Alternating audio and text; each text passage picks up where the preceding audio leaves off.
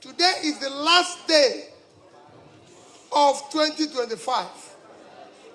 So we are ending this year with a hope that in 2026 we will begin a journey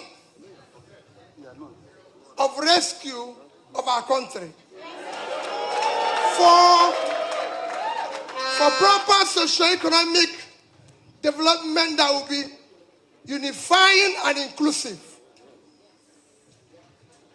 We have all watched those who benefited from our democracy sometime now become accessories to destroying our democracy, either through coercion and gangsterism against the opposition. We cannot allow this to happen. We will resist it.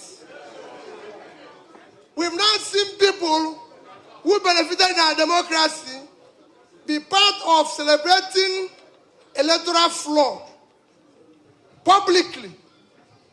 And we are saying that those who are planning to rig an election in Nigeria come 2027, we will resist it by every means lawful and legitimate. And we are urging this happen because we have weakened, which we are urging them in the coming election. We must do whatever it is to follow the rules and the regulation, starting by educational qualification for eligibility to sit for any election. We can no longer be where they are asking whether this person went to school or not. We have 1 year now to determine who went to school and who didn't go to school. We have 1 year now for people to tell us the school they attended. And when they left those schools, we don't want it to be something we go to court after election. They say it's pre-election matter. We have pre-election situation now to verify everybody who wants to contest the election for Nigeria. And we must follow that. Our commitment is about Nigeria. In all my touring and everything, we are committed to a better Nigeria, and we found all the studies that we have followed religiously, and I'm going to mention a few to tell you why it is important what we are doing here today and why we must follow it, and know that two things are critical if we are going to turn around Nigeria. We must stay united. Nigeria today is not united. We must ensure the unity of the country. We must ensure we have competent leadership. I have followed by studies of where we have conflict, where we have strife, where there's disunity, and where there's unity, and what it brought about. Because of it, I've read several books in it, but I'm going to cite one which Professor Tommy knows very well. He took me to visit one of the best authors who wrote on conflict resolution and transformation, because we're talking about transforming our country. And that took me to read a book by Professor Nicole Fox of California University. And after reading that book, met with him alongside Professor Tommy, and after listening to him, I decided, for the interest of what happened in Rwanda, to visit Rwanda. And sat down, had the opportunity of sitting down with Paul Kagame to listen what he did in reconciling and transforming that society, which shows me hope that it can happen here. And if you look at what he did, it is evident that in 1995, if you look at it, the GDP per capita of Rwanda is $227. Today, it is $1,100, a growth of over 500%. While our own country In 1995, the GDP per capita of 1,225. Today, we are below 1,000. 30 years after, for the giant of Africa. We cannot continue this way. Our people are in pain. That is why we are coming to talk about how do we unify our country. Following that particular visit and the differential showing in underdevelopment of this country, I decided to go further. That took me to read another book, Growing Apart, which is a book about Indonesia and Nigeria. Indonesia and Nigeria have the same similarity in population, high population, cultural, economic structure, everything. However, after reading that book, I decided I'm going to take a tour of the United States to meet with Professor Lewis personally. When I sat down with him, what he told me was more revealing and shocking than what I read in the book. And I decided to take a trip to Indonesia to see what they did.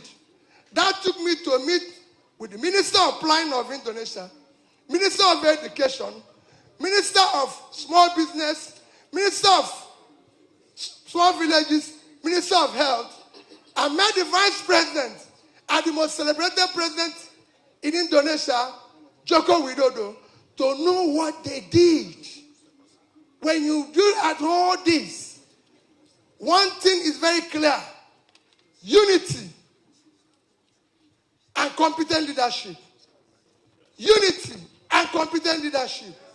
And if you follow what they've been able to do, today Indonesia is a commendable success. Where they've moved now, they've become one of the over 1 trillion economy. The first in Southeast Asia, about 1.4 today, and the biggest economy in Southeast Asia with per capita of $5,300. When Nigeria, again lamentably, is today our GDP have halved from what it was 10 years ago to 240 and below 1,000 per capita. What did they do differently? Competent leadership and unity have shown what you can do. In all the studies, like I said, following that, you've listened where somebody who won a Nobel Peace Prize said that Nigeria knows what to do to prosper.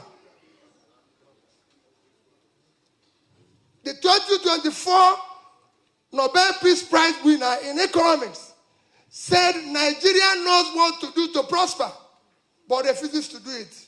Professor James Robertson of Chicago University. I spent 3 hours with him in Chicago University to listen about what he has to say.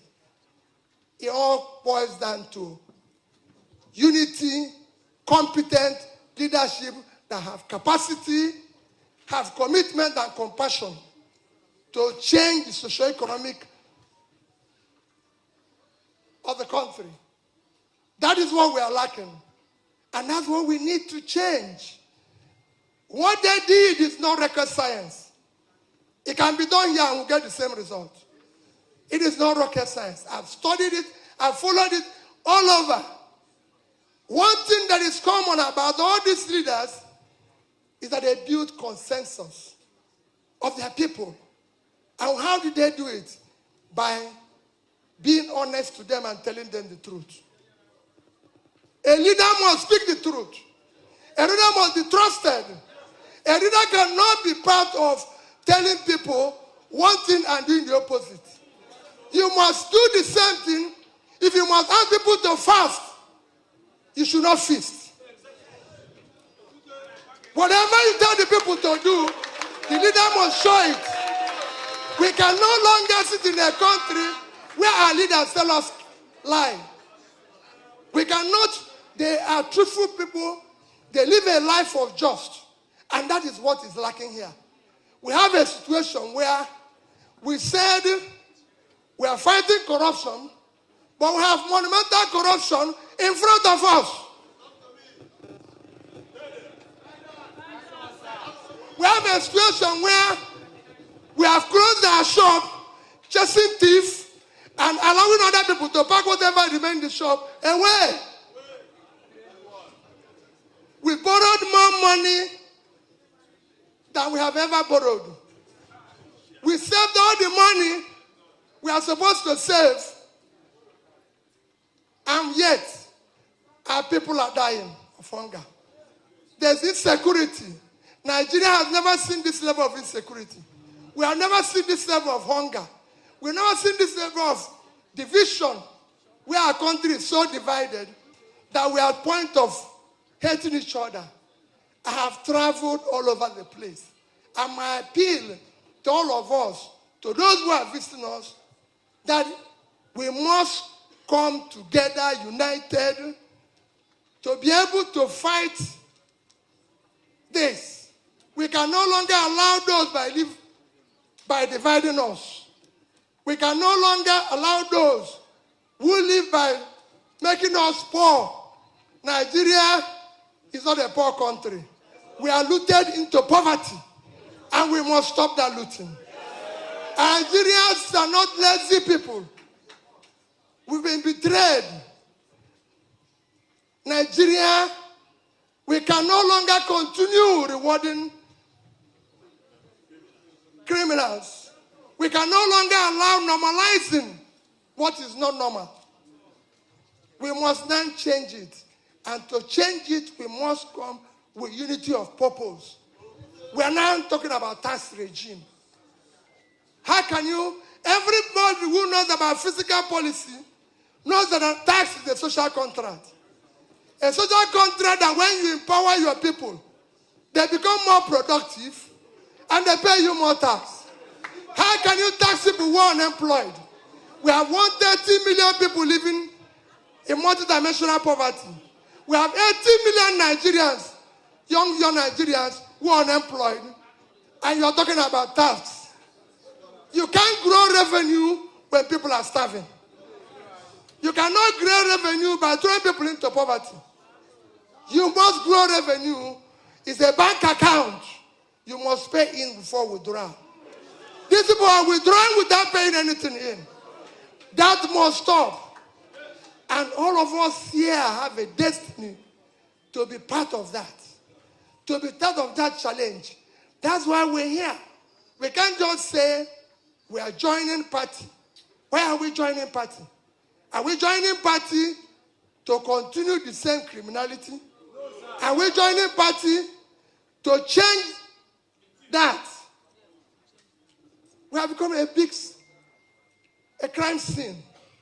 We are now called fantastically corrupt. We are now called disgraced nation. We now use everything. And I have gone around the whole state. I've been to IDP camps in Benue, in Plateau, in places where those who are in government fear to go or even fail to acknowledge publicly, denying it. I've been there. I feel the people's pain. I see their pain all over. So we must turn around our country. God gave us everything. No country in the world that I can imagine that have what Nigeria has today. How can we be hungry? A country of 923,000 square kilometers. Today we are importing rice. Because they're telling you rice is cheaper. We are importing the rice that makes our rice cheaper. From another country, clean our farmers. When we should be doing it. Tiny country like Bangladesh. Bangladesh, a country with about 1/6 of our size. High population as we are, is producing 10 times what we are producing. In fact, you can compare Bangladesh with our two biggest states. Bangladesh is less than 150 1,000 square kilometers of land. Our two biggest states, Niger at 76.3 and Borno at 70.8, is about the size of Bangladesh. And we have a population of 171 million. Yet they are producing 10 times the amount of rice we produce. That is unacceptable. We must change this. And that is why we are coming to say that we want to start turning around the country from consumption to production. A new Nigeria is possible. And we cannot make it happen. We can create that what is there. So all of us that are gathered here, I being part of this from day one, because I've heard people say it's trying to defect or join party. I was part of this coalition from day one. So our people know I was part of it when it was being discussed. I was part of it when it was launched. I am saying that we are now calling, I thank all my leaders that are gathered here. You must have leaders. If you must be seen as a leader tomorrow, have leaders here. Atiku Denwa is here. Okwesiasa Nwodo is here. Samuel is here. Ben Obi is here. All these people are mentioning today, as you know, Abadibe is here. I know why I'm saying anything. These are people who are my senior in age, in politics, in everything. And I thank them that we say we'll be a family. We are not going to be a family of crime. We are not going to be a family to deprive other people. We are going to be a family of change. A family that will create new Nigeria. That is what the family is all about. We've watched people tell us story in midst of plenty and we're hungry. So we have all come together and to ensure that we become fully member of this coalition of ADC led by distinguished Senator David Mark. That is why we came together. We will, in the coming months, be able to tell you what this coalition have that is different from what is happening today. Because we must show the difference. That is why you are seeing from Osumbo to Tommy, they can't be a professor for nothing. They know what professors are suffering today. So their professorship must come with new ideas. We want to be able to change the country. And we are not just on ourselves going into ADC. We're also begging other people from other political parties.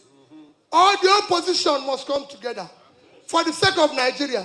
Whether you are PDP, LPP, or any other party, we are faced with the existential threat, which we must all fight for the sake of our children.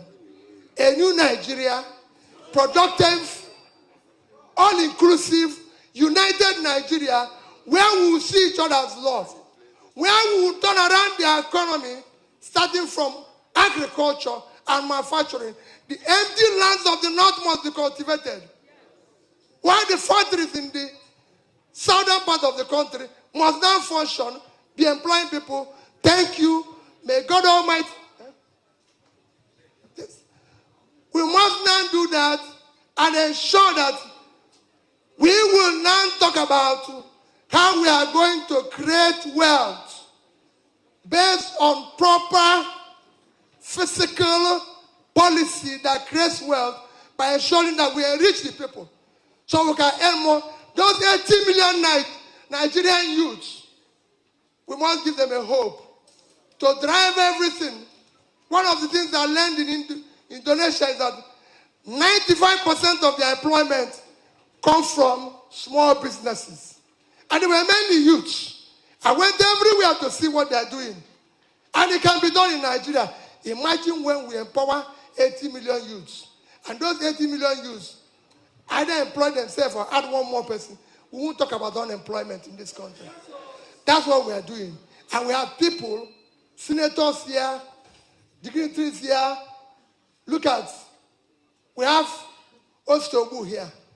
He has been advising on economy. We want that he has advice to work on now. We look at Onyemu Gochukwu. There's so many of you that are gathered here. Let us come as a family under the ADC coalition led by David Mark to turn around our dear country, to stop this lamentation, to stop this crying, to make sure that people in ID camp go back to their houses, go back to their farms, to make sure that no Nigerian wakes up hungry. Thank you, and God bless all of you.